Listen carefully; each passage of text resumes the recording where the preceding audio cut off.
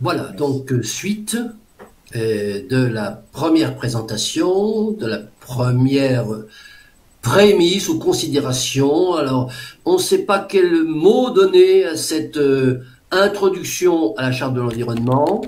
C'est une série de 7 affirmations que la Charte présente comme étant des considérations avec lesquelles le peuple français serait d'accord. J'avais signalé que le peuple français n'a pas été consulté sur ces considérations qui sont assénées comme étant des vérités indiscutables, voire des théorèmes scientifiques. En fait, à bien y réfléchir, je préfère employer le terme prémisse. C'est le terme prémisse que j'emploierai jusqu'à la 7e. Prémisse à des articles constitutionnels, c'est-à-dire des articles supposés être coercitifs, alors que les prémices ne le sont pas. Les prémices sont là pour valider, en quelque sorte, légitimer les 10 articles coercitifs qui vont suivre. La deuxième prémisse, elle s'exprime ainsi. Alors, le peuple français considérant que l'avenir et l'existence même de l'humanité sont indissociables de son milieu naturel. Donc, l'avenir de l'humanité est indissociable de son milieu naturel, et même plus encore que l'avenir, l'existence même de l'humanité est indissociable de son milieu naturel. Bon. C'est-à-dire que on parle non seulement de l'avenir, mais on parle de l'existence. Donc, il faudrait, à mon avis, imaginer que existence, ça veut dire le présent. Hein, l'avenir et même le présent de l'humanité est indissociable de son milieu naturel. Alors, à première vue, ça énonce une évidence. Bon, ce qui est déjà, à mon avis, qui justifie déjà une pénalité, parce que énoncer une évidence, ça n'a strictement aucun intérêt dans une constitution à vocation juridique, à vocation de guider la rédaction de la loi ordinaire, qui se trouve, je le rappelle, en dessous de la Constitution, en dessous au niveau de son importance et de sa valeur, de sa force plus exactement. À première vue, donc, ça énonce une évidence. À deuxième vue, on se demande, je vais commencer à aborder un peu cette question, quelle différence y a-t-il entre avenir et existence? Alors, est-ce qu'on doit comprendre l'existence comme synonyme de présent? Alors, tout de suite, on se demande pourquoi ne pas avoir dit l'avenir et le présent même de l'humanité est indissociable de son milieu naturel. Alors, cette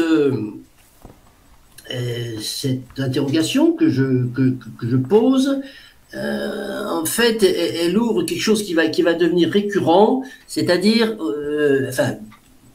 qui ressort de mes analyses, de ma façon de lire cette charte de l'environnement, c'est-à-dire une hypocrisie permanente qu'on va retrouver. On ne dit pas les choses exactement telles qu'elles sont, et on verra pourquoi. On verra, en fait, cette hypocrisie a un objectif, bien entendu. Elle n'est pas là par hasard et de façon tout à fait aléatoire. Et donc, l'avenir et le présent est indissociable de son milieu naturel. Deuxième vue. Alors, troisième vue, en y réfléchissant bien, eh bien, c'est objectivement faux. C'est faux de dire que l'avenir et le présent même de l'humanité est indissociable de son milieu naturel, puisque le peuple français, qui considère ça, il ne considère pas ça, le peuple français. Parce que le peuple français, par l'intermédiaire de ses représentants, bon, de toute façon, il ne peut pas faire autrement, nous sommes un système d'oligocratie, le peuple français, il a favorisé, depuis environ 170 ans, mettons 2 petits siècles, la mise en place d'un mode de vie de plus en plus dissocié du milieu naturel. Les villes, le mode de vie technologique, etc.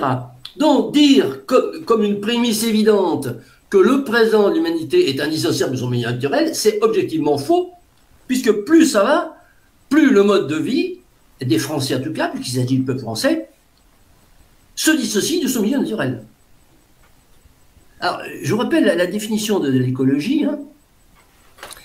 définition d'écologie, c'est l'étude des lieux et conditions d'existence des êtres vivants et l'étude des rapports qu'ils établissent avec leur environnement. Voilà. C'est important d'avoir toujours en tête cette définition générique de l'écologie, parce qu'au-dessus de cette charte de l'environnement plane toujours le non-dit, et que ça soit une charte en fait de l'écologie. Bien. Alors, donc cette deuxième prémisse, elle est fausse, pire, elle est trompeuse, et pour tout dire, elle est mensongère.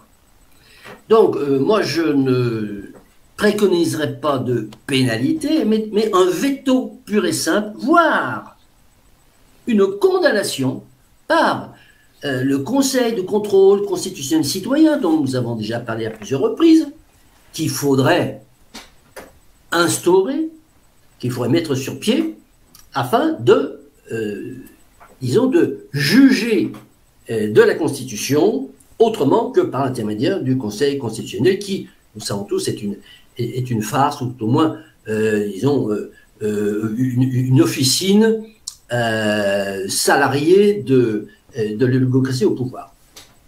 Donc, une condamnation par ce 4C, Conseil de contrôle constitutionnel citoyen, condamnation des rédacteurs de cette deuxième prémisse pour forfaiture. Forfaiture. Puisque on compte baser les 10 commandements coercitifs qui vont suivre sur une affirmation qui est une affirmation fausse, ça serait pas grave, mais elle est mensongère, et on va voir en fait que toutes les affirmations mensongères ou fausses que je vais débusquer visent finalement, on va s'en rendre compte de l'ensemble de cette charte de l'environnement, à légitimer les activités du green business, appelez-le écolo-business, appelez-le capitalisme vert, appelez-le comme vous voulez.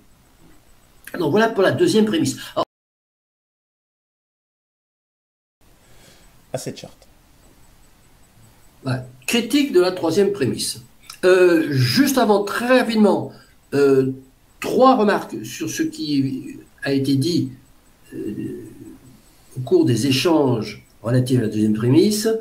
Luc, quand tu as parlé des atteintes à l'environnement, bon, c'est la prémisse numéro 5, ça. On va en parler. Et Jean-Charles, quand tu as parlé d'anthropocentré, bah, c'est la prémisse numéro 3. On va en parler. C'est la deuxième remarque. La troisième remarque, c'est concernant l'information que nous a donnée Luc sur le Conseil constitutionnel, sur l'avis du Conseil constitutionnel concernant la charte de l'environnement. Mais il a raison, le Conseil constitutionnel. La charte de l'environnement ne dit rien. Bon, donc, il dit, bon, elle n'est pas grave, cette charte, parce qu'elle ne dit rien, c'est un prêche de curé. Bon, on va voir, ça va se confirmer. Alors, donc, prémisse numéro 3.